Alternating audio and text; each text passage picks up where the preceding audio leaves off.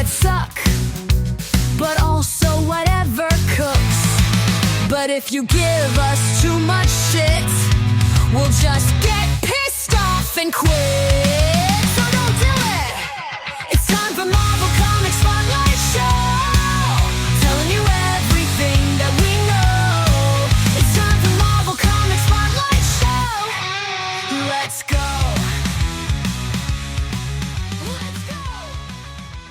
Hello, everybody, and welcome back to the Weird Science Marvel Comics Podcast, episode 97. That is the legacy number 597. We're almost at 600. I'm here, as always, to start things off with my man, Matt. What up, Matt? What up, Jim? Anything cook anymore? No, not right now. Deal? Ay. Now, I feel bad because we end up where I would assume that people who listen in, they're like, oh man, what's good this week? I don't know. If they find it, they can tell us. But the idea where we're going to talk about one book, me and you, I mean, I guess we could probably talk about books that aren't Marvel, you know, like that weird Dose of X. I don't know what's good. Like that. That's a sign of the times there where Jason M. Rubin, and I do mean Rubin, ends up where they're talking about power fantasy. I don't even know what that means. Well, they set a precedent. So can we talk about Robo Wolf when it comes out? Yes, number 2? we will. Much to the chagrin of the guy who just said this, Stork, because he doesn't like it. But that's more reason to do it. Maybe. It'll make him drink just a little bit more. Probably also eat black licorice. He likes a lot of messed up things, including Gross. Star Trek. I just have to say that so he puts "How dare you" in the quotes in the comments when this goes up. So here we go. Me and you are going to talk about one book. Remember when we loved that Spider-Boy? Oh, my goodness. Fondly remember that. We had some good times with that. It was one of our favorite books. So when they end up announcing that there is a Spider-Girl book, I would love to say that I was like, oh, man, the fun continues. Well, right off the bat, I don't know why they even announced this book, especially because the idea where Dan Slott doing the Spider-Boy deal never took that. Like, he didn't develop Spider-Girl to have her continue. You know what I'm saying? She was there. She ended up doing things, but it was just as a villain to have that age, you know, girl go against Bailey and do things, but never really ended up establishing her family, barely established the powers. Those changed during the whole deal. And for the most part, I don't even know that we really ever saw her that much without a mask. Like, that's how little she was developed. So when they end up saying, oh, there's going to be a Spider-Girl thing, and people ended up at the beginning saying, oh my God, is this Mayday Parker? Is this whatever? I'm like, I think it's the girl. And again, did we sit there while we were watching or reading Spider-Boy? Did you ever say to me, you know who I like as Maka Akana? Like, I don't even know that we even had that. And so when they announced the deal, I said to you right away, it can't be Spider-Girl from the Spider-Man, right? And so then people got upset thinking, oh, they tried to put... The thing is, Spider-Boy never was pushed the way that people were afraid that he would be, but they still wanted to yell about it and then just didn't read it. It seemed a lot of people that way. But most of the people we convinced to read it had a good time with it, right?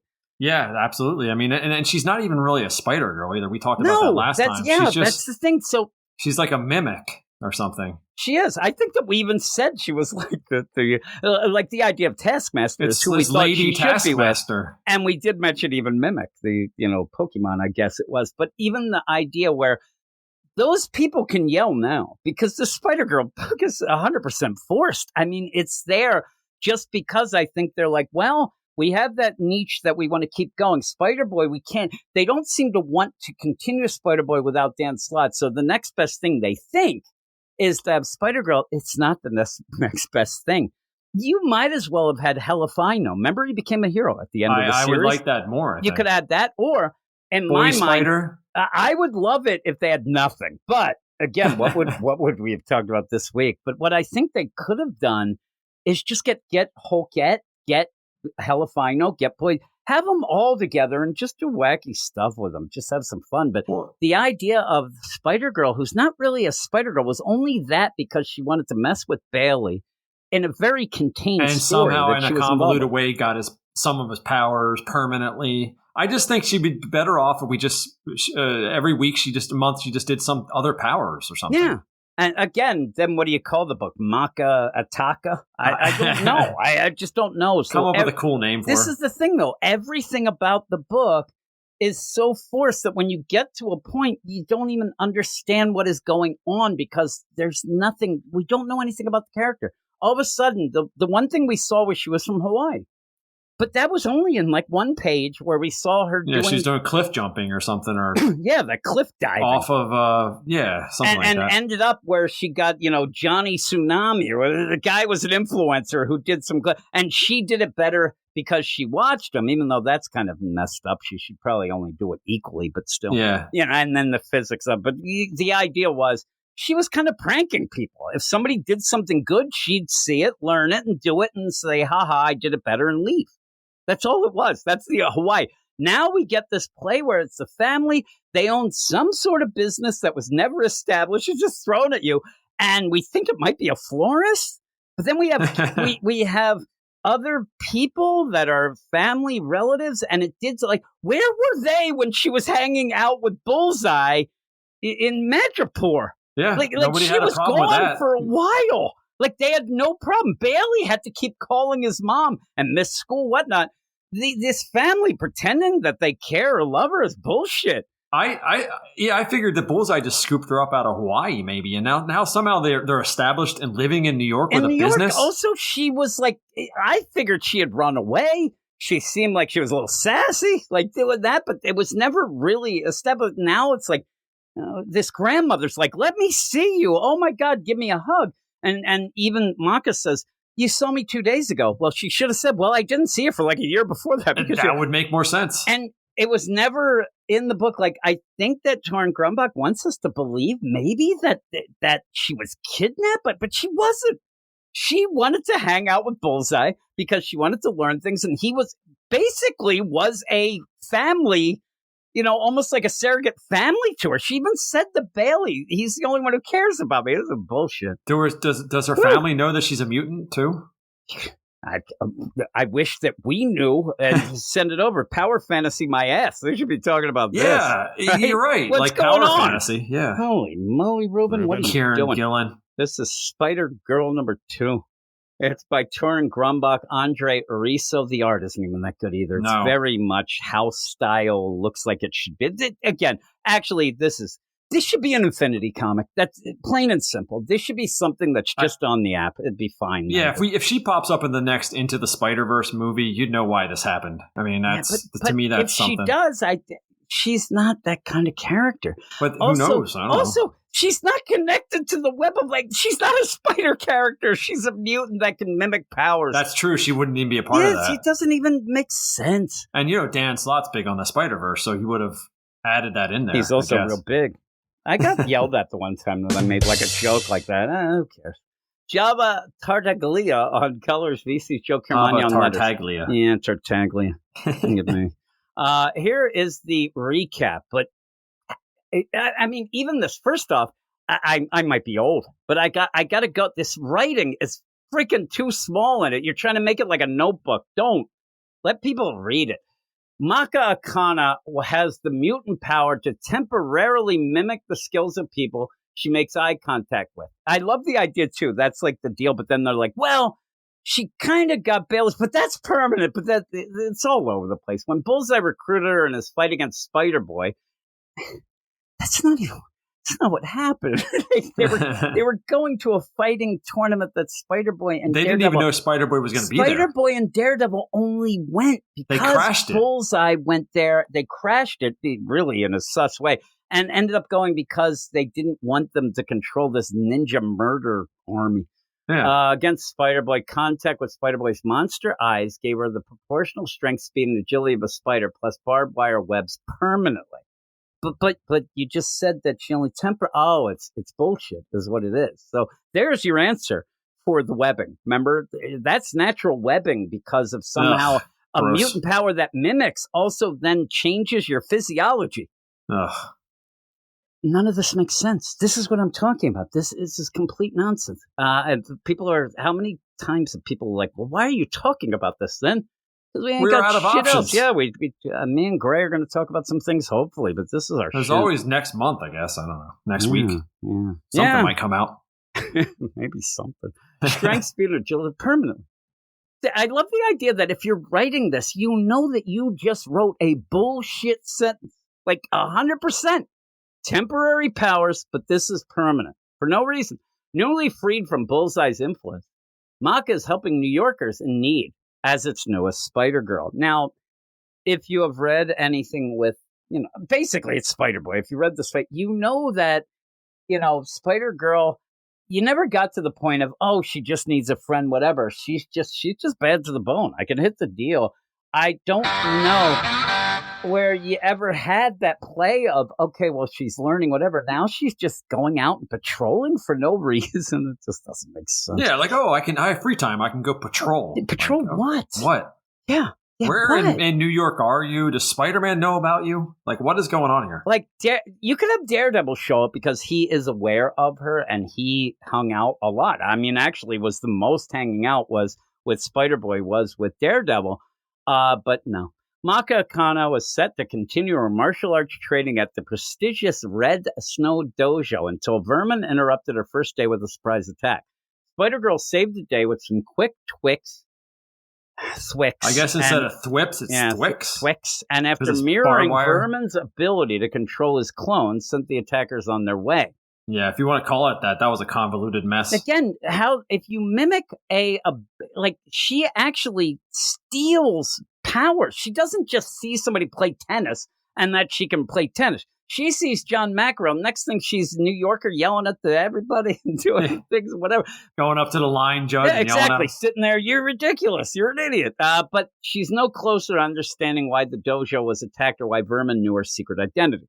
So all of that, none of that comes into play really here in this issue. I forgot everything that happened last issue. And we jump into here. There is a way of writing. Unfortunately, Torrin Grumbach does not have it, where you don't get full recap in the issue for 3 or 4 pages, but you do something to remind people what's happened. Good writers can do that. She cannot, because you jump in. I'm like, I don't even remember some of the characters, and that could all be on me. But the idea of them just yelling, they are yelling stuff that we had a month ago without any reference to anything that you could go with. You end up deep under Manhattan. You see right there, she's replicating Vermin's powers. They all stop, retreat, and is that necessary? And then you end up where you're not even seeing that it's Lady Bullseye throwing the thing. Like, why? Why are you doing this? And then you end up where her tech stuff starts fritzing out, I guess, because it got hit by a throwing thing. And she's like, not again. I'm like, again? What's going on? Then she yells, hijack. I swear, I'll leave you down there to rot forever. I'm like, who's hijack? That's what I'm saying. There's not even a mention of them in the thing, and you're just yelling stuff.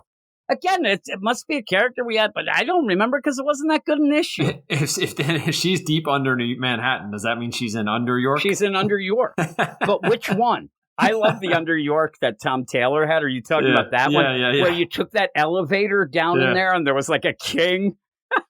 Oh, that fell apart. So then you go off. Now, I said, does Torrin Grumbach, do you think, you would hope she read everything that had Spider-Girl in it? I mean, it's only like 4 or 5 issues. There's not that many. So when you get to it, do you recognize at this point Spider-Girl without her mask on? Because I don't.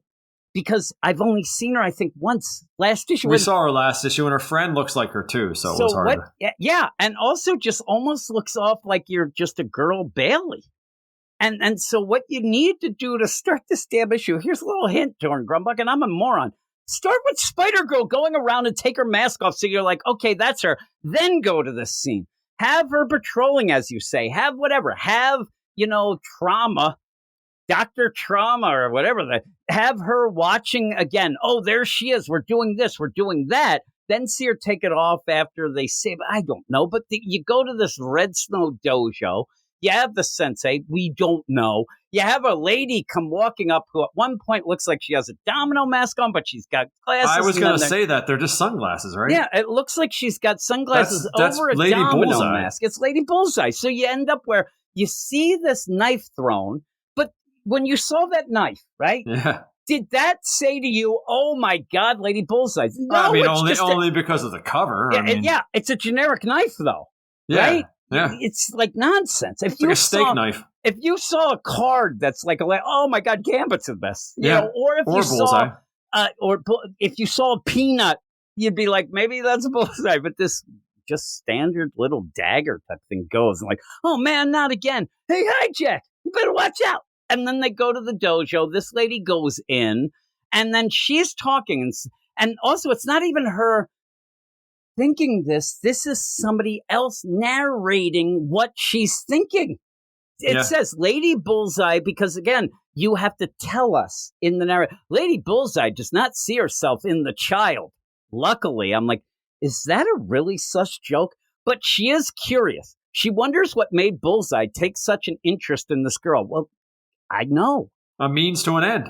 I mean, he wanted to steal something. He used her because he wanted to enter a tournament, and she would be the only one that would be able to be ready to defeat anybody else because she could mimic their powers. That was straight up the deal. Not to fight Spider-Boy at that point, not anything. It was more of those ninjas and things like that. While he's Bullseye, everything's a weapon. You weren't allowed weapons in it. So he needed, and it seemed to be older person, younger person. He grabbed her so that she could mimic anybody's powers and they'd win. That was a means to an end. Like you said, for some reason, not really explained, but it's fine with me, was it had to be an adult with a kid. Yeah, it never was, but that seemed to be the setup, right? I was okay with it. I don't know. Yeah, it's like the Batman and Robin rule. It says, she wonders what made Bullseye take interest in a girl. Well, we know. Why he would take her under his wing. You keep going, but the answer is he used her. That's it. Plain and simple. He used her to win a tournament. Then says, why would he take someone that young, happy, carefree, and loved? Where did that come from? That's all new. Anything in that series, she seemed like the big play was, come on, Bailey, you got to help this girl. Like, she has nobody. She's on, she's like outdoors. An orphan, she's basically. On her own. Yeah. Yeah, sitting there. It's like, Christina wish she was with that awful family. Did you end up where all that, like, she should even be in this. Maybe even have Maka live at Feast now or something. I don't know. Well, wasn't there Young Avengers, one of those new something, and she was in the team. I think she'd be better served on like a group of kids. Even then, I don't champions, know why I think. they would have to, eventually they'd find out how sus she is. But she's carefree, loved, and happy because you can't have a book with a girl who just was miserable and yelling. No, she was miserable. She was being easily influenced by bad people. And she was being easily influenced by bad people because she didn't seem to have anybody who loved her. So she, basically said to Bailey, don't badmouth Bullseye. He really likes me because nobody else does. And I got the feeling that she was kind of like couch surfing, that kind of thing. Like she wasn't, there's no family. And all of a sudden we get hammered with a family like My Big Fat Greek Wedding or something. Yeah. I don't know what's going on. But they're Hawaiian. Yeah. I end up where there's like, hey, Maka, over here, darling. I'm like, did you just decide to show up? But she's like, oh. So she goes because she's worried about this lady that she saw, which happens to be Lady Bullseye. So then we go off and they go to a shop that we have no idea what it is. Like, you're not setting this up. You don't have the moms. They do say, I know it's the only time we have together this weekend. I'm like, why? She says, Mom, you don't need to pick me up. He goes, well, we only have this time, Nika. The Kealoha wedding is tomorrow and your Annie is stressed. I'm like, I don't know what you're saying. What are you talking about? Are you a caterer? Are you a florist? I don't know. I guess a florist who has this wedding, but you would think the family business, she'd be involved with it as well, right? But they go into the store. We have no idea what this is. You end up having what looks like her grandmother. Then her aunt comes in. They start talking about a plant that ended up getting caught in like customs or something, that her aunt went to the distribution center and got it. I don't know what's happening. We complain all the time about they're eating in every issue. I'd rather them sit there eating Spam or something. Hey, this is good. Like, at least I can grasp that. I don't know what's happening. Yeah, they shouldn't be in New York. It wasn't established. They're from Hawaii. They live in Hawaii. Why are you here? And you know what that sets up? Here's the genius of it. If she's in New York and she says, oh, my family, whatever, that allows her to just be Spider-Girl and go around. But make it so that when she ended up where, again, Bailey hooked her up and she lives in one of the apartments at Feast. That'd be easy enough. Aunt May's there doing her nonsense or whatever. That Rodrigo, was it that guy who was definitely nailing her? Like all that, but all of a sudden it's like, hey, give me a hug. I'm like, I don't know these people. And then you're playing it off, and you almost are playing it off in this of like, oh man, that crazy aunt, you know what I'm saying? She's always like that. But is she? Because we never knew her. She's there. And then like, oh my God, she comes in and goes, if you have time to talk, you're doing it wrong. I don't know what it is. I don't know what they're doing. It kind of it's trying to get like the Kamala Khan feeling of her family, which is one of the better things about her is her family and all that, the dynamics her there. Her family and friends are the best thing about Kamala. This is a complete miss if you're comparing it to that. You have to set it up. Yeah, that was well set up. You're in the second issue here. This is how you set it up. You have the aunt and grandmother just come into town. Hey, we're going to do this. We're going to whatever. Not in a set. I don't get it. And so they're like, they keep saying, oh, you got a present upstairs. You got a present. Then I'm like, is that what they're talking about that she got at the distribution center? That was the present? The curtain on her door? They put a curtain in her room. That's the present that I like it because it looks basically, if you want to know how our attic is with our bed, it looks exactly like you could live in that little room. Yeah, right? well, yeah. We have the same kind of thing. We have a curtain that goes across so that it's more for the air conditioning and stuff for the dog, but we still have it. But I'm like, oh, there's a guitar. You got a British thing. Let me get this straight. So curtains are allowed in your house, but doors aren't. Yeah, well, curtains can't be locked. It's the idea of locking shit. My wife had some really bad shit happen to her. Well, just imagine that my wife, until I think we got married, she didn't realize that most doors in houses have the lock on the inside of the Of course, not the outside. What are we? Yeah, the outside. All of our locks were always on the outside. It's sus. Yeah, super sus. Shit. So you go in here and they're like, oh man, like I want her to go, where's the surprise? The surprise is you got a curtain. Also, the surprise is it looks like you just have your Spider-Girl costume in plain view. No, I thought so too, but it was a Spidey plushie. Okay, she's got that. So she's there, but I'm like, okay, so then she's there in the room. Oh my God, I got curtains. I'm thinking that's the worst present ever. And then she says, well, they're busy, so I'm going to go out as Spider-Girl. All of a sudden, the same kind of dagger comes in. I'm like, why? Because then you end up having Spider-Girl go, oh, a dagger came in, wedged itself in the thing. Wouldn't you think that your family's in danger? She's like, nope, there's that lady from the dojo on a fire escape. I'm going to go. Goes over as Spider-Girl, jumps off, which also reveals your identity, and then ends up fighting Lady Bullseye and grabs her coat. And Lady Bullseye obviously doesn't want to kill her because she's missing. Like, she never misses, so it's... Yeah, so what is... And this whole fight feels like, I don't like you, but I like you. I want to know what you do and your powers, but I know what they are. And by the way, there's some bad guys in the neighborhood that might be, shaking people down. That might be a problem for whatever kind of store that your family has, possibly overnight. Because it doesn't even feel when they start talking about, hey, you better worry about that laundromat, as if they just started the business. But it doesn't play out that way either. Mm-mm. So the rest of the issue is just Spider-Girl chasing Bullseye, Lady Bullseye, saying, hey, what are you doing? What are you? You look like you're Bullseye. You're the girl Bullseye. Hey, what's that? and then her babe, wondering, like, what? Bullseye, babe. Yeah. Like, that's She-Bull. it. And then they start to fight. Just a hint here is Lady Bullseye is deadly. You said it. If Lady Bullseye wanted to kill Spider-Girl would be dead. And don't think of the idea, too, and this is where people will probably end up in hot water at points like, oh man, why isn't her Spidey sense got? Because she doesn't have it. She's not Bailey doesn't even have the same kind. So the idea of these permanent things also, have we ever seen anything now in 2 issues or any of the other issues that it really played out of her having barbed wire spider webs? Like, there's no reason for her to have that. Because Bailey doesn't have it. So and nobody's ever like, she gets Bailey Lady doesn't Bullseye. Even have webs. No, he needs a web shooter, and Peter wouldn't give him one. Yeah, so why would she replicate that?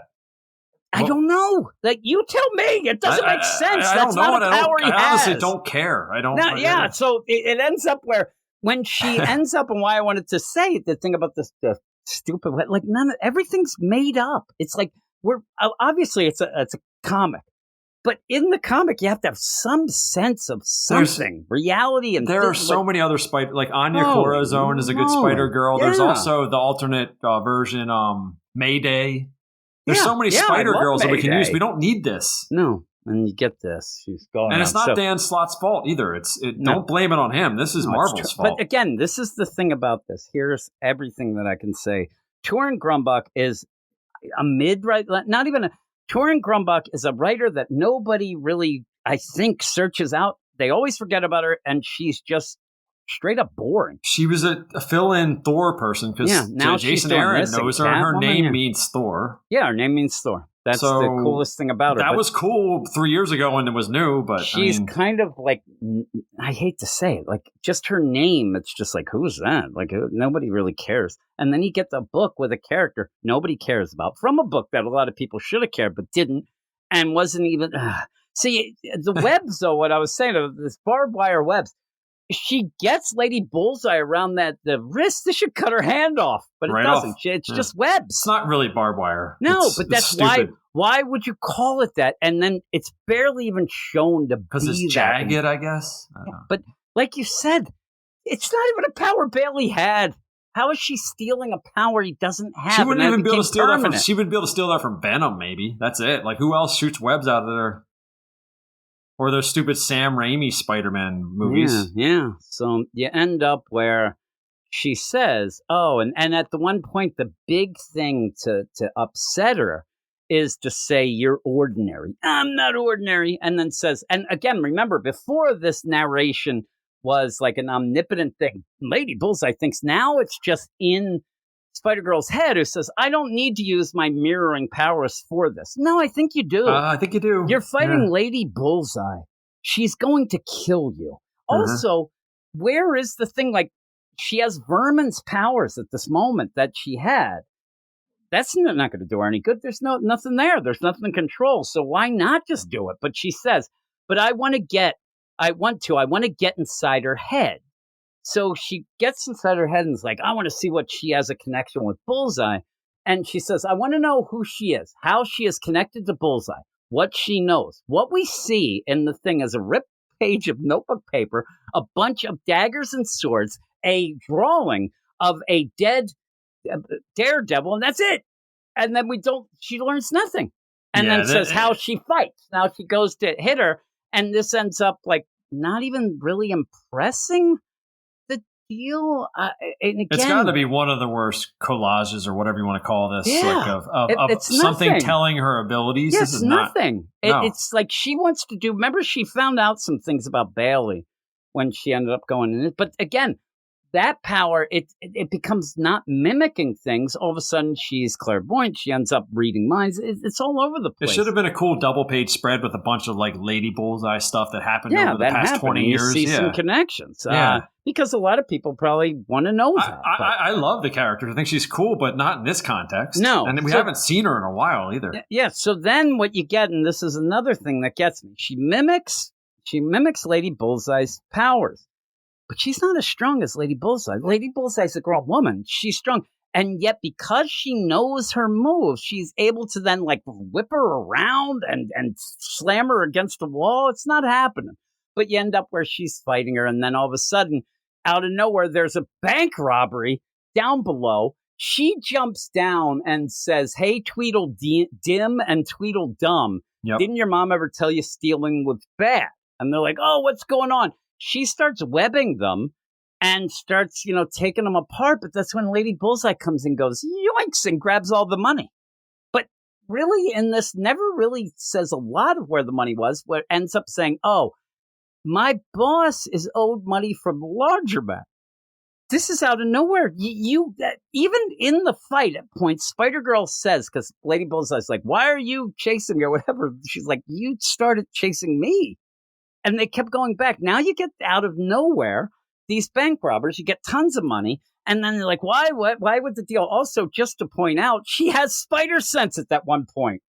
That's not anything. She's not a spider character. Oh, yeah, I see it. Yeah. So she's like, why would a laundromat owe you money? Are you in the detergent business, part of Big Soap? The only joke that was funny. That was I like funny. Big Soap. I think that's pretty. I think anything is funny. Yeah, it's good. I just wish she was like, thanks a lot, Nixon. When you end up all this going on, though, do you ever have anything in this issue that makes Maka, I had to sit and remember, endearing? Is it anything where we're like, oh my God, she is fun, like, or she's... It's nothing. She's just there yelling and fighting fighting and yelling and then getting confused. And then there's nothing here that is fun or clever or cute at all. She was well written when she was a sidekick with Bullseye. And she's a sidekick character. She's not a She star. was sympathetic at a point because you ended up like, but you need her to play off of somebody. That's the thing. The idea where if Lady Bullseye came in at the beginning and said, hey, I saw you hanging out with Bullseye. If they were together, that'd be cool. Yeah, and I would then like that. You wonder, oh my God, is she just falling for the same thing again? You wonder, whatever. No, now she's got her family, which takes away the sympathetic part. And then Lady Bullseye's just there and then says, your family's business better worry about the laundromat, the starchy and cloth. Like, I don't know what any of this is. And then she's like, here, have some of the money. That'll help. You end up where Maka says, I can't accept this, or can I? And why is my family's business in trouble? I don't even know I really don't even still know what exactly the business is. It seems to be a florist who has a job for, the flowers and stuff. Or event planners maybe, or something. Yeah, but I don't know. But again, we don't know. So Not then she's like, laundromat. oh. So then all of a sudden, then remember I said when we were talking, it does seem like everybody's gathering at the starchy and cloth. And they're getting ready. Hey, get the crowbars and the chains. We're going to go wreck some shit up. And she says, do you hear the side? Like, all of a sudden, Lady Bullseye's got to get out of there because the cops show up. And they're like, oh, no, the cops. She says, all right, I'm done. Yep. Smell you later. Leaves. Yep. These guys who, like the most generic bank robber, what a villain guys, or whatever they're doing. Cliffhanger. Yeah, they're there. And she's like, wait a minute, what do I do about these morons? Well, what you do is the cops are coming, you leave. That's what you do. They're wearing masks. Just fly out of there. Yeah, just get out of there. I mean, if you think that you can't do anything because the money's gone, well, then you can't do anything. Get the hell out of there. But she's there, and then you end up where Lady Bullseye, who legit is throwing daggers and shit, says, it's up to you to decide what type of hero you are. Ay, ay, ay. And then at that point, there's a bunch of these guys hanging there, these bros, ready to kick ass. They're going to kill her? I don't know. They were the guys I thought that they were actually like a, neighborhood watch. Neighborhood watch. No, they were gathering at the starchy and cloth. I just like saying that. It's so stupid. So yeah, you're like, okay, so now we have a little girl who's there. We got a bunch of dudes that look like they're about to hit her with chains and crowbars. She doesn't know what's going on. I have no idea about her family, where they came from, when they ended up here, why they have this business, what kind of business it is, what's going on with Hijack. Don't forget Hijack. He seems in the basement. Dr. Trauma, also Lady Bullseye, that seems to be connected with that, but they only want to know what powers that Maka has, but you already know because you've said it. She mimics things. The mimicking isn't even powers that people have. How awesome would it have been? You know that page when she jumps down on those robbers and she's webbing them up with her barbed wire? If she beheaded them, ripped that guy in half, just in half, and that was a part of the story. I would like that more. Oh shit! Like he just was dead. This is how stupid this is. What this makes me think it's barbed wire. Yeah, but it's not, because when it ended up getting Lady Bullseye, it just kind of dissipated. The guy should be ripped in 50 pieces. Here's what Torin Grumbach thinks. Torin Grumbach thinks that Maka here, Spider-Girl, could see a airline pilot, and because of that, can actually fly herself. Like she's just flying like Superman because she saw a pilot. Yep. That's what it is. Bailey does not have the spider sense but doesn't have webbing. Never did. Isn't allowed to have a shooter, and also it was temporary. Oh God, it's so bad. And wouldn't she have remember she had another name too. Remember it was like a carnival type. What was it, like Funhouse or something? Yeah. Remember it was that. And I like that. Yeah, what happened to that? Yeah, Funhouse. But Bailey does have a spider sense, but it's where you touch something. That's what I'm saying. He touches things and then can see if something bad is going to happen. So why doesn't she have that? No, she just has, and her spider sense actually seemed to be spider confusion, because it happens and she goes, why would a laundromat owe you money? Like, that's the spider sense. Just gets dumber. Oh my God. Doesn't understand basic concepts. None of this makes sense. And then look at the cover for the next issue. That should have been the cliffhanger. I don't know what the hell is going on here, but would that make more sense than just random dudes in an alley? Who is that? I don't know. Is that Hijack? I don't know. Maybe. I don't know. We'll have to see. Some people are like, we're gonna see. Obviously it's Ribbon Girl. We're definitely gonna see. Again, I don't know, but again, in the whole play is I think that like if it becomes just this, maybe it'll be fun to just guess what the hell could happen in this book because none of this makes sense. Next issue, you will see that the family, they own a food truck and a taxi. And then you'll end up where Lady Bullseye actually wasn't Lady Bullseye. That was actually Rogue. And it'll all change. It'll all be just up in the air and nothing. It's so bad. So bad. And you would expect Bailey to show up at one point just for a second, but I don't know. I don't think so. I don't. What would you give it? I mean, I 3.5. I think I don't know that you can go higher. I don't even know if I could go that high. Yeah, it's so bad. Like if this was something where like, oh my God, like I mean, it's not as bad as shitty Phil Noto art, but it's really bad. I just wanted to get that in. That again. Thank you, Star Wars. Me and you love Star Wars. We did a Star Wars podcast. That's so bad that we'd rather talk about Spider-Girl. Get the guy who can't draw any action stuff, all static images, and put him in a Star Wars. Because from what I've seen, Alex Garrett don't like doing any action anyway. A bunch of people talking. And they all of a sudden everybody on Bespin looks like they're a part of Devo. Yeah, exactly. Freaking! I saw the one. You saw that page where I said there's 2 Ugnaughts. They look 8 foot tall. They were big. They are. Last time I checked, those guys are pretty short. Yeah, they're not. They're not Yao Ming over there. And that's what it looks like. They wanted to get Yao Ming to play another. Maybe they've been eating a lot of protein, maybe steak. Maybe they did. They're doing that, or maybe just the cannibals. I don't know what those Ugnaughts. They like to throw shit around and play pickle. But yeah, I think I'm going 2.5. All right, it's so bad. Like it. Well, I was going to say, what is there to say? We just talked about it for 40 minutes again.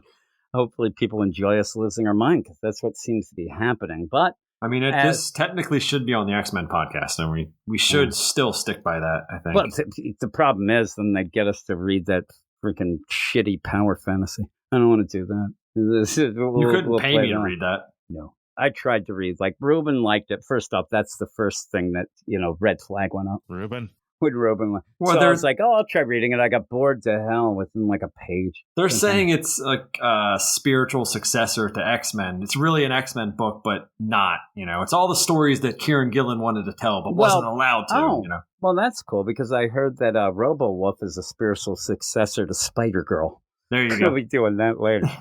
but no, it's like what's it called? Werewolf by Night. It's just kind of like that. So we can do that. We're in. We are in. Exactly. Much to the chagrin. Or Capwolf. Much to the chagrin of Stork. He won't like it. But there you go. That's Spider-Girl. We're done. Hopefully we'll be continuing with Gray. I never know. We record on a Monday night. I don't hear from Gray until Tuesday night, whether or not he can record. But I hope he can. We have some books that me and him have talked about that are way better than this. This is just people said that Spider-Boy was a forced concept. It's not even Hold My Beer. It's like hold the whole freaking brewery.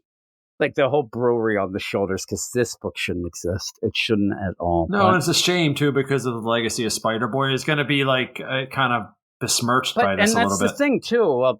Besmirched. Is it because if a book falls in the forest and nobody reads it, it doesn't exist to me. True. But again, me and you, though, say Spider-Boy comes back in 7 months for a little mini. And then we would have been excited to see Spider-Girl. Now I'll just have a bad taste in my mouth. It is bad. It's doing irreparable damage to the legacy of Spider-Boy. It doesn't even make sense. Like, just set it up, please. And then you got Nick Lowe chirping in the back about it because it's a Spider-Man Spider book. Seriously, he's an asshole. So you end up where in this too. It feels like Nick Lowe, like, hey, here's the Marvel Bible with the Spider-Girl, but they never did the stuff. So it feels like new information that's supposed to be known, and it's not. And so that's enough. By the way, I just want to reiterate, Nick Lowe's an asshole. And that's the fun of doing a podcast that you don't really care. Like the idea, like we're not doing it for some big corporation or anything like that. We're like, oh my God, like if anybody wants to complain that I just called Nick Lowe an asshole, you're going to have to complain to me, and I don't give a shit. So there you go, people. Yes, off the great. Off the great. By the way, Nick Lowe is an asshole. He's such an asshole. The low down. Whew. Yeah. Yeah. It infuriates me every time I say it. I don't even look at any of the letters and stuff. I look and I'm like, oh, who's the freaking star of the month? I'm like, oh, I don't know who that is. So I move on. I always move on. Me too. Yeah. I swear they do that so they don't have to pay the people as much. Like they're like, well, look, it's the employee. We put you in the book. Did they get like the parking spot for that month? You could show your grandkids this. Yeah, look at that. They'll be impressed. Right? That'd be funny. They're like, oh my God, I'm going to show my grandkid's only 5, but he might like it. Hey, little Johnny, look, Nick Lowe's an asshole. Like, he's smart, that kid. He learned early. I guess they figured some dude will buy 20 copies of Spider-Girl. That might be the deal. Hand out to his family. Yeah. And the guy's like... Because he's in the back of the issue. Guy doesn't even want to be. He's like, I'll get the... What's it called? Imperial. I don't think he's in that, though. That's not a deal. It has to be a spider book. Ay. But that's it for me and you. We are done. So we will go off to Gray right about now. And we will not be continuing with Gray. Gray had other things to do, but thank God I didn't realize that we had yet another book, and I'm here with Jason to talk about it. What up, Jason? Are you Genki? I am Genki. How's that? Okay, there you go. I'm not very Genki. Trying to fill in a little bit. We'll talk about Japan or Hino Kuni, or we could. Me and you are a Japanophiles a bit, so that would work out. Some might say weeb, but that's a harsh term to use. Some might say it. Tough. That I'm sure some people are right now, but here we are, me and you talking about Ultimate X-Men, and I did have some people reach out to me the past 2 weeks. One being Matt Razor. Dr. Matt ends up where he didn't reach out, but me and the doctor were talking. He's like, you and Jason really haven't liked that Ultimate X-Men in quite some time. I'm like, I guess not. I guess that it's kind of on the downswing. Like, we keep wanting to want it, but we kind of are around the 6 area. And he's like, yeah, and this will lead me to talking. Other people there were some people who were actually saying that we're giving it too much leeway and saying that like a 6 is too good, that it's the same. Then the other people are like, oh, we're smacked butts because we don't think it's an 8. Everybody's got their own opinion. I mean, the number is the number. I think it's at some level, it's kind of silly to put a number on art.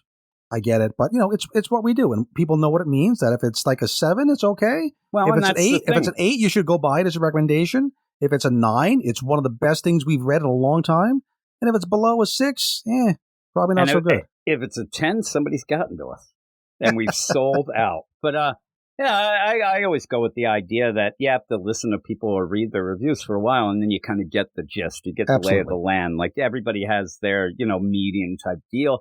And, just like you said, an 8 or above to me is that, boy, this is good. Check it out. Under that, you start to get a little shady. Under 6, you're like, yeah, big, even if you're a fan, you might not like it. But we've been around 6, 6.5. Because things just, and we've said it all along, the biggest thing that we have a problem with is that month skip. When you end up getting to the next issue, you keep going through an issue where you lead to a huge cliffhanger, and then we don't get it because we have to move forward. We finally get to I want to see what happens after the last panel of this issue, and I'm not going to. I know, exactly. This is the most action-packed issue we've ever had on this series, I'm going to say. Yeah. Yep. And I will mention that there are people who are reading just this, and they don't realize it hasn't even gone into their head. The idea of, okay, it goes monthly and things like that, because some people had even reached out before. Now, this was a couple months ago, but we're a little confused about what we were talking about. But that's the thing. This book and all the Ultimate books are set up to have a monthly schedule, not just release, but each issue takes place in the month that it's released, which usually tends to make it so that a couple weeks have happened since the last cliffhanger.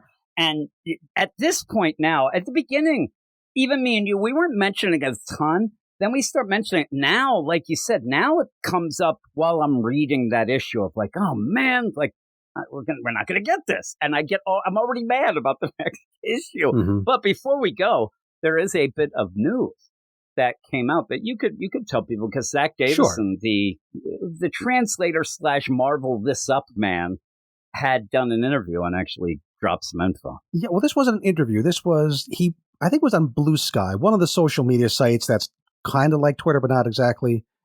He put out something that says, yeah, we're working on issue number 18 now. This was a few weeks ago. And then he said, we have 6 more issues to go. And he meant, yeah, he said that was, and I guess he got some feedback of people being surprised. Then he said, I mean, things can always change, but that was announced at the beginning of the series. It's supposed to be 24 months in real time. Now, that's the weird thing. And I will say, when people freaked out too, and like, oh man, like I just invested, obviously that Maker comes back. And they'll probably end up having, Ultimates, year 2 or whatever it would be. Brand, I don't think this book will be back. I think that this, with Peach Momoko, I think will be done. Because it was a confusing thing he said, because first he said that was announced at the beginning of the series, and it was not publicly announced that this was going to end at 24. Maybe he knew it, maybe the people writing these things knew it, but it wasn't public. And also, shortly after he posted that, he quietly deleted them. Yeah, I think that Marvel said, listen, buddy, these weren't things that were announced, because what happens then is, without Marvel making an announcement of what's going to happen, then people would assume that's it. It's just going to end. This is bullshit, and stop reading. I saw some people saying, what if I just put all that investment in and then you're just going to end? I think, like I said, my guess is obviously Spider-Man, a bunch of them. There'll be new ones, but they continue on after the Maker comes back. But I'm telling you, I don't think Peach Momoko. I think Peach Momoko got involved in even some of the things that Zach Davison has said other places as well, was the idea that Peach was not really, aware that, like, even though he said that it was announced that they would do 24, I think that she didn't realize how hard a schedule that is. And I saw a bunch of people saying that she had been talking to some people about that. It's a real struggle, that she loves doing it, but it's been a struggle. Now, there's one other part. You don't see that in the art. The art has been consistently amazing. I think this month, this issue looks a little more colorful than usual. I think she's made some just color choices, or it's happening during the daytime, and we see some more stuff. So the art is still staying top notch. So if she's having schedule problems, it's not visible on the page. Yeah, I think that she's more like just realizing this is a lot of work, but she's doing it. She's getting it done. It looks great. And if you like that style art, which me and you do. Now, I think it was in that same bunch of tweets, a thing that also made me laugh was that legit, and if it was, Zach Davison is sick and tired of people saying, hey, when is this going to be a real X-Men book? Because I think it was in that series where he's like, listen, if you're reading it now and you don't understand what this book is, and you think it's something else, then you're an idiot and stop. Like, I'm putting it in my terms. He didn't say it quite like that, but basically said, if you think this is going to become a traditional X-Men book and keep bitching about it, well, why? Because it's not that. We've said, I guess he still has people bugging him about that. And people should have figured, I mean, if you didn't figure that out in the first, 3 issues, I mean, I'm being generous saying 3, right? Because it's pretty obvious right from the get-go what it was going to be. And it's been that. And, if you don't like that, don't read it. I read these and I do think that at one point, I do think I have a Blue Sky account, but I don't think I've ever used it. I think I've used it a couple times, but I would have tweeted right away to him or Blue Skied it up, chirped, I don't know. Bleated? Yeah, whatever. I would have said, hey, why wasn't this called Ultimate Runaways? And he probably would have said, get it. Sales. Yeah, exactly. Yeah, exactly. That's all it was. But it kind of screws everything up. And again, we've been talking about it for months and months and months, now years. The idea that this isn't a traditional X-Men book, it never was. It wasn't going to be.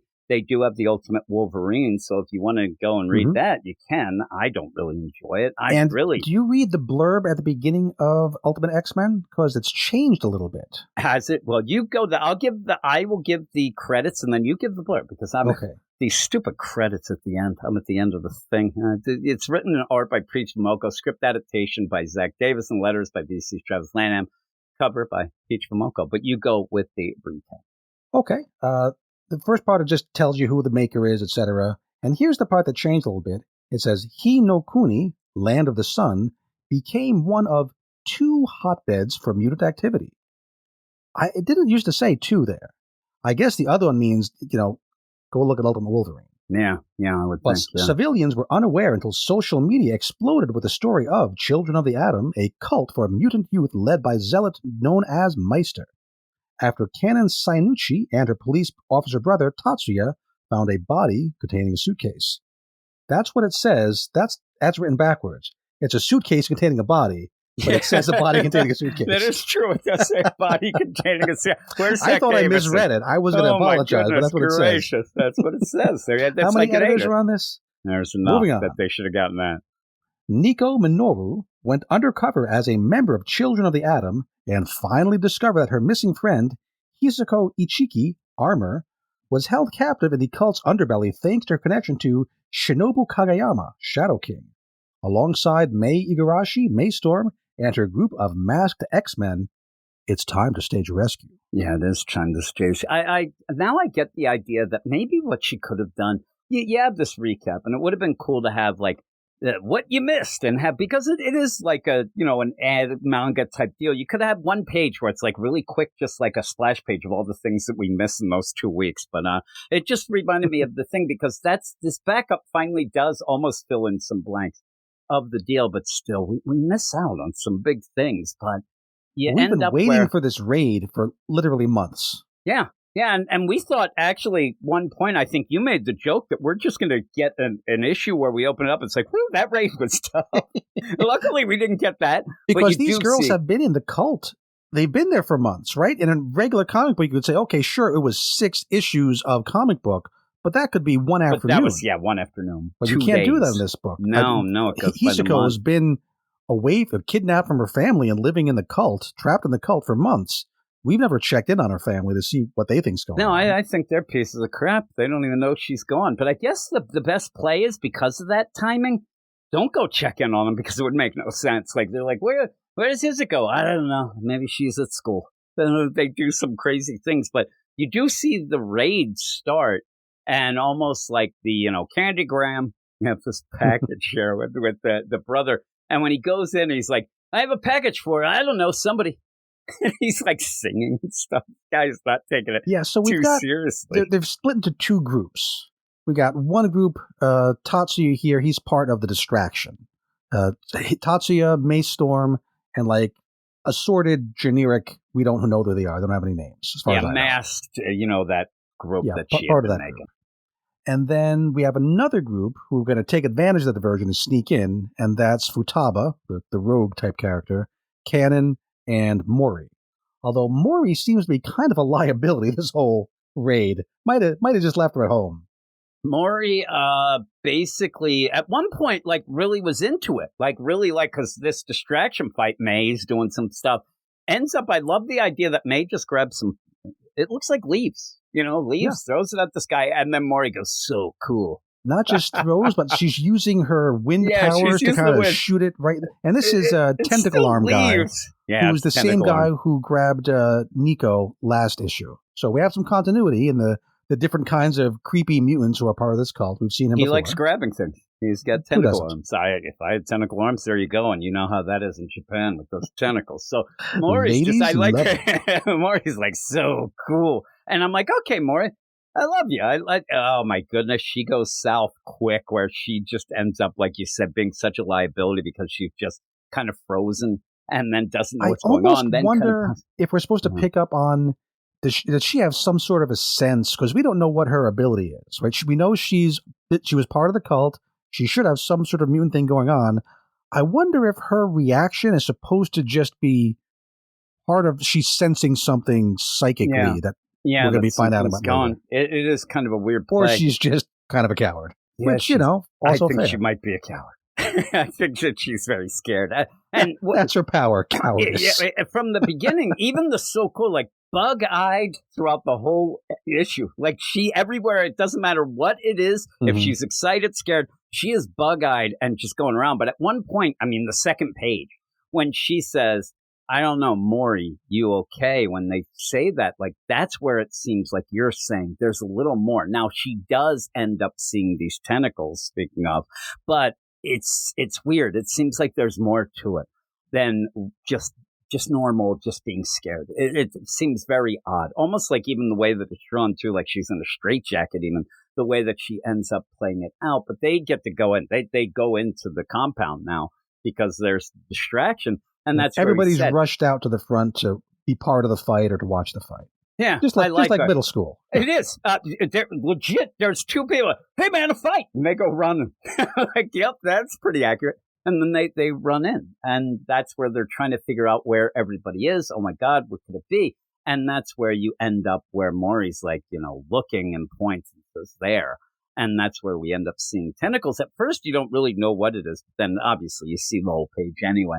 But that is everybody who is kind of captured with all of the cables and tentacles in their mouths and all around. It's mostly Akihito. Yeah, it all stems, it seems, from Akihito. The Wolverine-type character. And he's not talking this issue. He's attached to that X-Cross. He's got either tentacles or cables or tubes or muscles, kind of. It's hard. You don't know what's organic and what is medical technology. It's all merged together.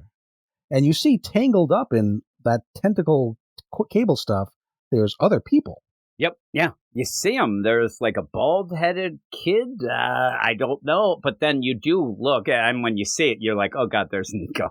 And she is definitely tangled up in that. But they just seem like tangled up. You don't really get it. Also, with Akihiro, he also has his eyes, freaking clockwork orange, open still, all that awful stuff. But then when they see him, like, oh my God, there's Nico. And they start ripping the cables to try to get to her. And like, do you hear me? Do you hear me? And it does seem like once you get them off, you wake up because she does seem out. And then when she's like untangled. At the end of last month's issue, she was found out as being kind of a spy. That's why her staff is being used by one of the people out front of the fight, one of the cultists. And so, yeah, she was clearly caught, and this is how they stuck her away. Yeah, and this seems to be what happens. Yeah, and she's okay then. She gets up and it's like, oh, what's going on? But that's where Maury's just there. She's now in the fetal position, just shaking back and forth in the hallway, like just sitting there, which is bad. And they're like, come on, get in here and help, because they end up seeing Hizuko on a bed. But again, so Hizuko's there, but she's not. It was confusing because we saw her on a stretcher with tubes coming out of her in one issue.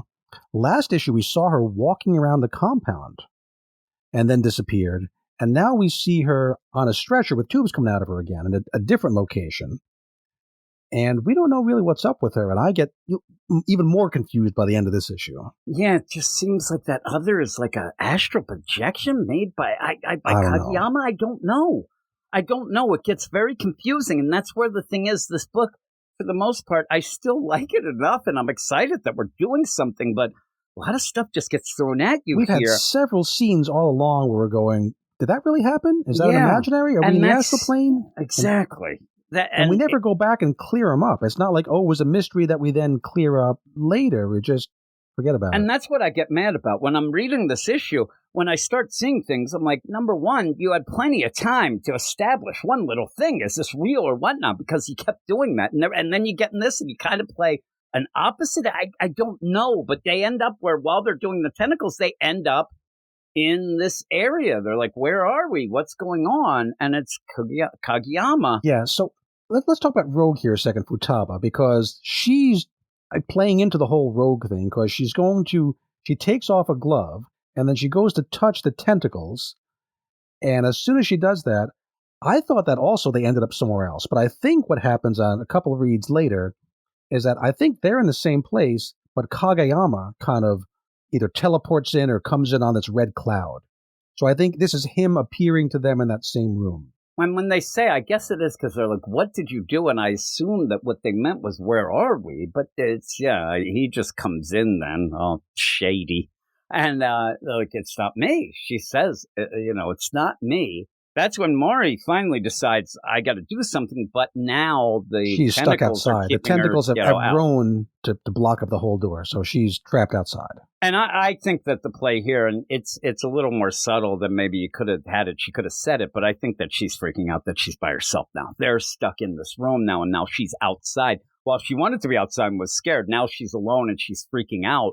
And we'll see. Maybe the reason why is because she doesn't want to be captured by this cult that she's a part of. And we knew that. We knew she's part of the children of the deal. So when you do that, that's where Meister then realizes Kageyama has left, like very in time there. It's like, Kageyama, where did you go? If you That's what ruined this makes for me me. think maybe he teleported Yeah, he because teleported was in his over. locked room and now he's gone. Yep. So Yeah. I guess he can do So that. he does that. But again, that's the problem is I guess that as well. But are we right? But there's so many things we guess. I think we're, smart enough, but it's just, it's tough. When you read this issue, there's just a lot going on. And I hate when at the end, somebody could say the exact opposite of us and I couldn't tell them they're right or wrong. At points, you could say that they're in the astral plane. You could say, but we don't know. But then you just go back. You have the fighting going on. At least we have some action with May. And in that, she was been pretty pissed because they did have Nico's, staff. And she ends up getting that back. She ends up getting the staff.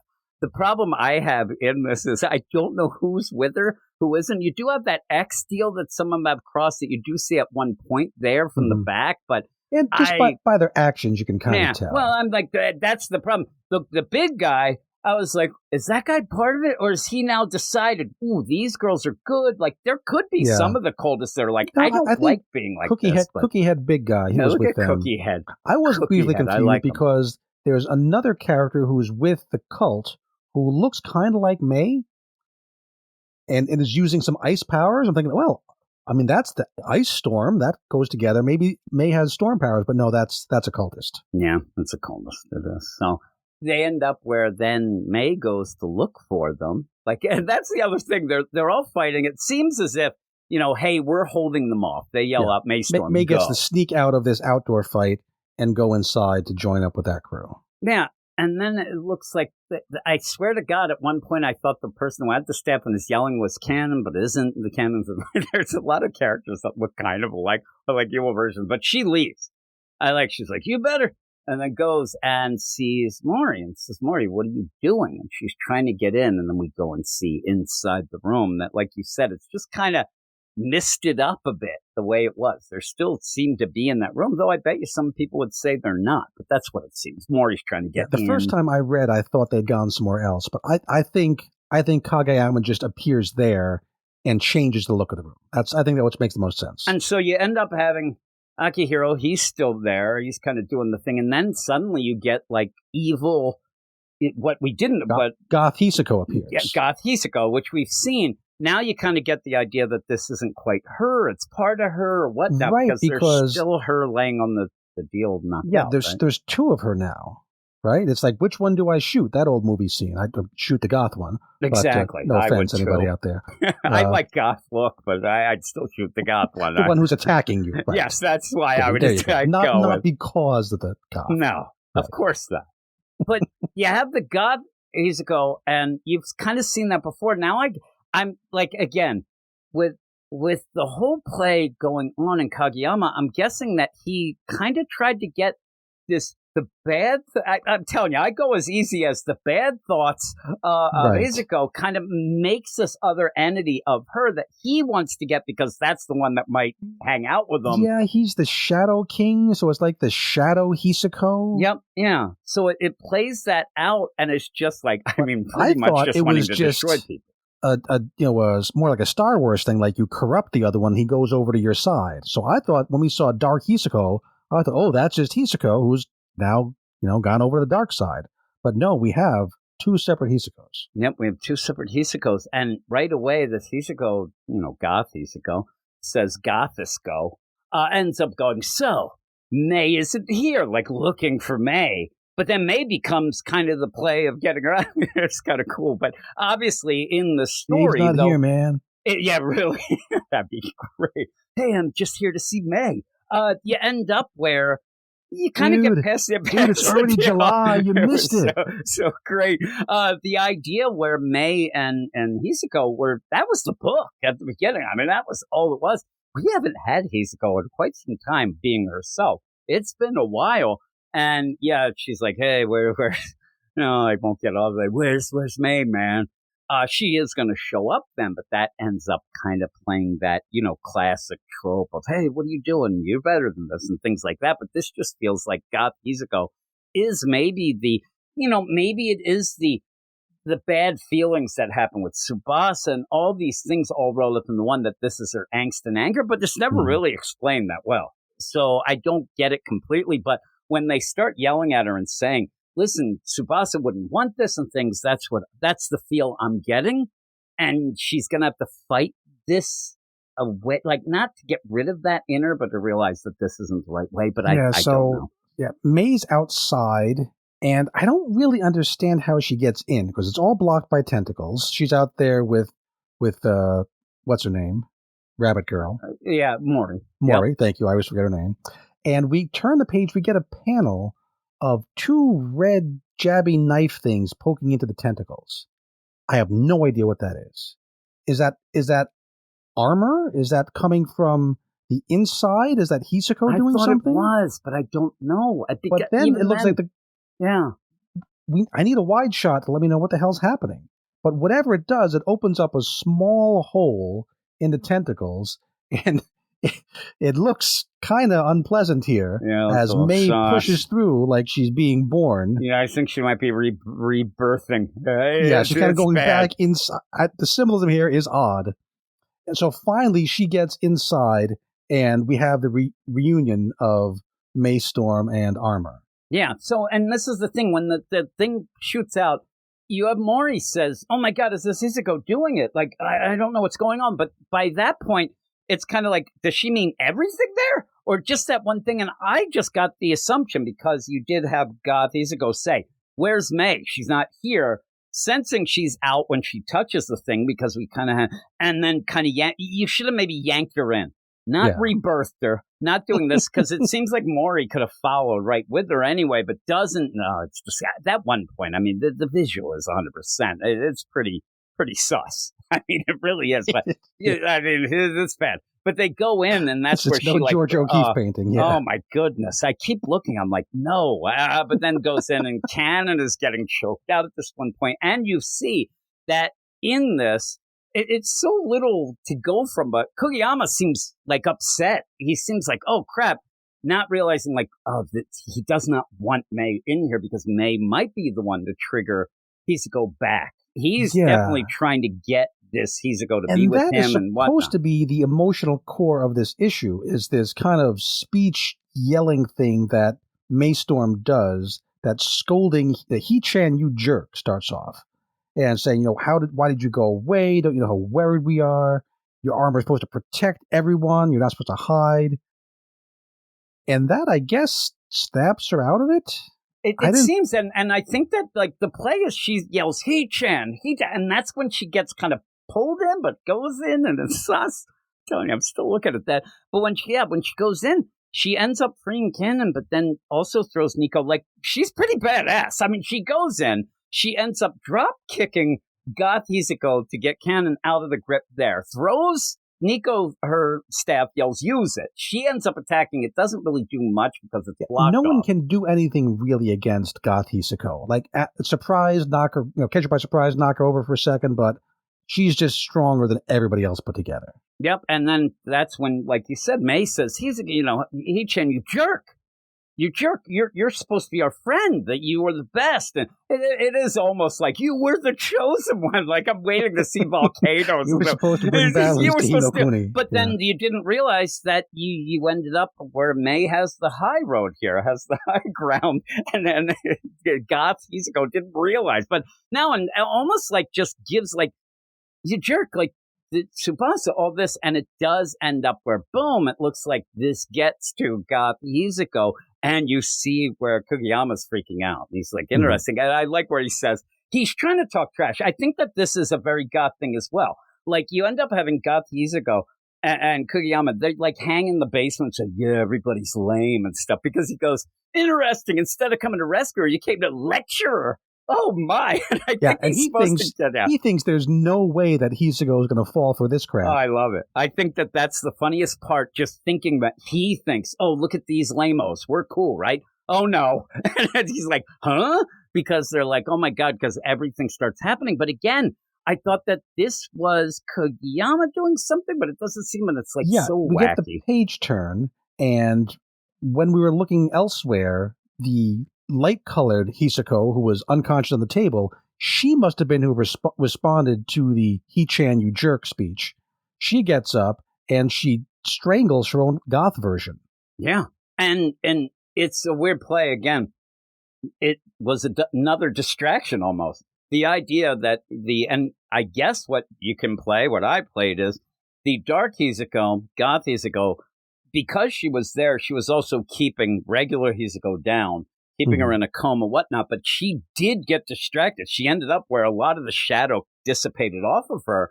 And I think that was when, boom, the real Hizuko gets up, starts strangling her, but not even the real Hizuko, because it seems like when she's getting her, she's almost like, hey, I'm going to hug you in, bitch, and starts like pulling her in a bit and consuming the deal, which is part of her, right? First, it's your basic strangle around the neck, and then it's like pull her in like she's melting, like she's turning into shadow and dissipating, or maybe being reunited, into, I thought. Yeah. Like the yin and the yang come together? Is that what we're That's what I got it. I got that if she didn't do this, she would have just been, happy-go-lucky years ago, but she's got to get the big goth in her.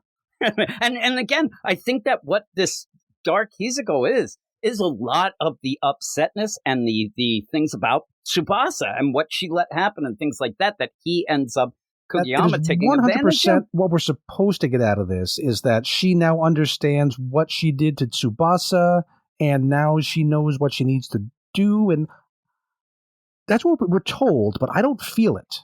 I don't think she gets it across. And I think maybe you needed Hizuko to kind of say some things, but I do think that what you'll have, and I think Kageyama's he's a sus guy, but he's smart. So I think he's going to say, oh, didn't you get it? I took all the bad thoughts that you had and that worry and anxiety and whatnot. I put it in this thing. I was just going to, kind of have that so you could be free of it. I think he's all sus. I don't know, though. We'll find out next chapter because, maybe we will unless we skip it, because Hizuko, now in her regular red armor, right, no more of this shadow stuff going on, she picks up Kageyama and shoves him into the chest of Akihiro.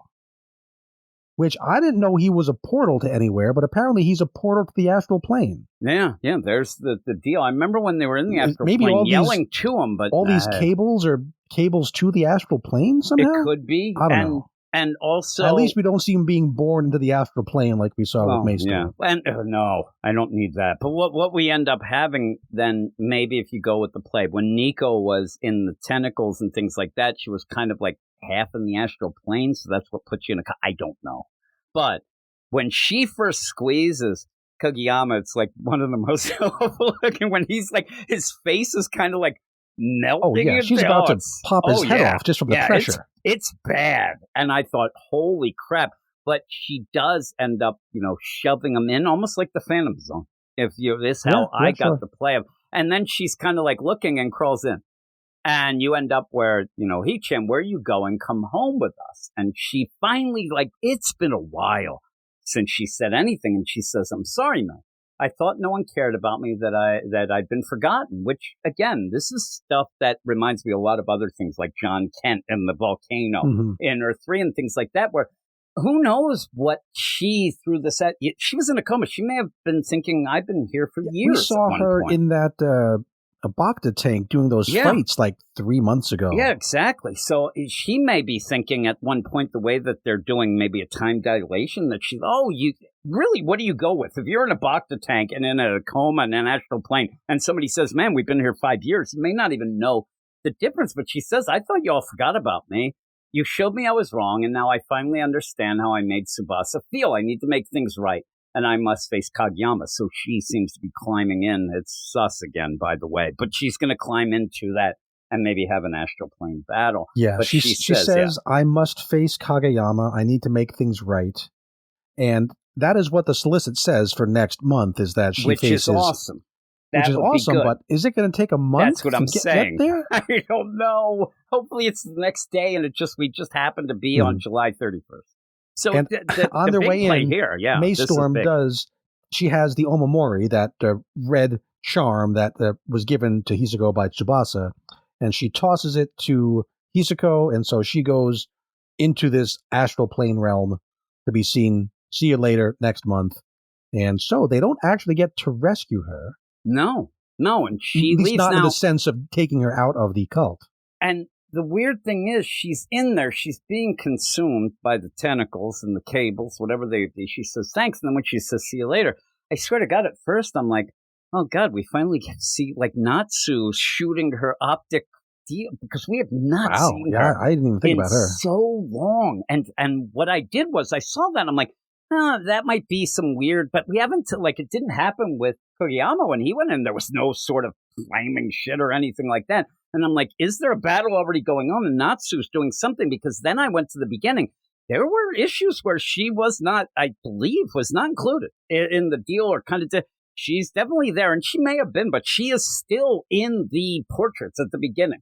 Yes, we have not seen her, 6 months? I mean, it's been a long while. It's been many an issue where she ended up killing her mom. When there was a flashback, I think we saw her in the flashback, but not in the present day. She just disappeared. Now, it would make sense if you want to say, like, oh, what happened to her? She may just be in, because remember, Mori and Natsu, both part of the Children of the Atom cult. They were both in there with it. And then at the end, when Mori is found by Meister, I'm like, did they end up finding Natsu and putting her in the astral plane, astral realm, and we're going to find her in there? I don't know, but that looks more like an optic blast than anything else. It's the same color as Armor's. Yeah, it is the armor deal, but it's weird because she's there. She's already in the tentacles, and then it kind of is just a weird play. But which is also the same color as those pokey knife things that I don't know if they were ever going into the tentacles, cutting out. That I don't know what's going on. That was a rough she gets the Amori, and again, I was like, oh, well, that's kind of cool. She was doing the stuff without it, but now she has it, and that's the Tsubasa kind of deal, and she'll use that. That's the emotional thing that needs to come out, is the combining of the Tsubasa. He was what really started this whole thing. I like the idea if she's going to go fight Kageyama, and there's a lot of things. Are we going to find out? Because again, Tsubasa ending himself, was that pushed on? Like we thought that maybe Kageyama pushed him. They had this. Maybe it wasn't just the idea that he was set, because it's been kind of ambiguous with the thing. But remember, Kageyama was also going after the other people. There's a lot of things that happened at the beginning that kind of got pushed aside. But at the end, Mori's there waiting, and she's stuck outside, and like, where is everybody? And then you end up where Meister, who, him on a regular day looks crazed, but here he looks just completely bonkers and goes, hey, well, if it isn't my blessed child number 127, I never thought I'd find you again. And just referring to her by her cult number, and she can tell it she's terrified of this. Oh, yeah. So, And bad things happening to Mori, unfortunately. Yep, and you could get, that's why one of the reasons why she didn't want to be alone, and she was May shows up then, she's like, thank God that May goes in without her, like, oh no. Like, even that, she didn't want to get near the tentacles, but then was desperate to get in them to get with the other, girls, because she didn't want to be alone. I'm thinking that it was because a lot of crap went down in this cult deal, even though this is a different compound, but still they're with the cult and things, and so it's to be continued. I'm telling you, I had fun talking about it. And I'm excited. A lot of things are happening. I don't know what the hell is going on. We've Half been of saying it, though, for we're months, just making up let's stuff. get on with the raid. Let's go on with it. We got some. So I got to give it credit for that for sure. My score's better than it's been for a bit, but I'm still frustrated. Art still looks good. Maybe there's a couple panels, like that last Meister panel looks a little bit. There's one panel that looks like it came right out of Peanuts by Charles Schultz. Oh yeah, it did. There's one where Cannon, I know which one you're talking about. Yes, she looks just like one of the gang there. Yep. Yeah. It is crazy, but still, the art's pretty good. I mean, if you want to see some sus deal, you'll get that. Just go to like page 19, 18, 19. It's as sus as hell. I'll put it in the Slack. Yeah. Oh my God. But it's 18 weird. Plus only. Yeah. It's a good issue.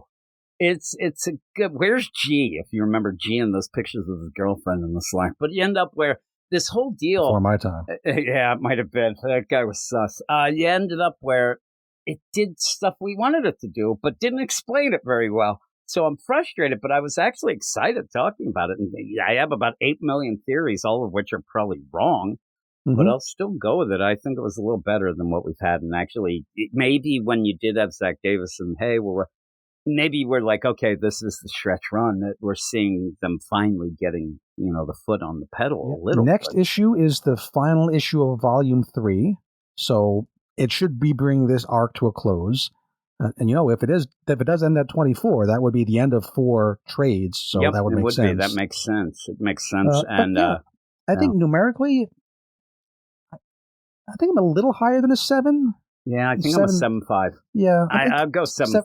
7.3. I could go 7.3, but I'm going to go 7.5 just because I've been so frustrated. Because I'm just so confused. There's a few panels where I'm like, what is actually happening? And that happens too much for me to give this a great score. So I'm at 7.3. Here's why I'm going 7.5, because not once we said, "Oh, we're still in the astral plane," because at one point remember when we kept back and we're like, why is it that we keep going month to month to month and it's all, but now we're in the astral plane and then redoing the astral plane. And then we kind of set up, hey, like last issue or so, bunch of issues.